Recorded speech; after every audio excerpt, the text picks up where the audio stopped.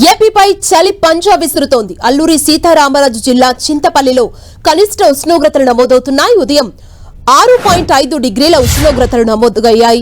గత కొంతకాలంగా చలికాలంలో ఇదే సీజన్లో 10 డిగ్రీల ఉష్ణోగ్రత నమోదైంది. ఇప్పుడు ఏకంగా 6.5 డిగ్రీలకు పడిపోయింది. డిసెంబర్ 21, 27 తేదీల్లో అత్యల్ప ఉష్ణోగ్రతలు నమోదవుతుంటాయి. ఈ ఏడాది కూడా రానున్న రోజుల్లో మరింతగా ఉష్ణోగ్రతలు పడిపోయే అవకాశం ఉందని వాతావరణ నిపుణులు హెచ్చరిస్తున్నారు.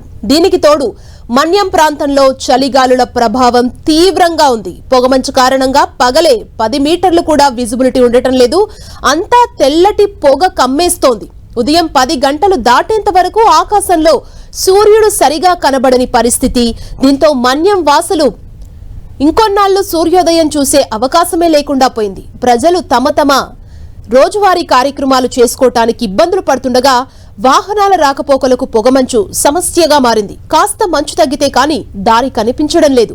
విద్యార్థులు, వృద్ధులు తీవ్ర ఇబ్బందులు ఎదుర్కొంటున్నారు.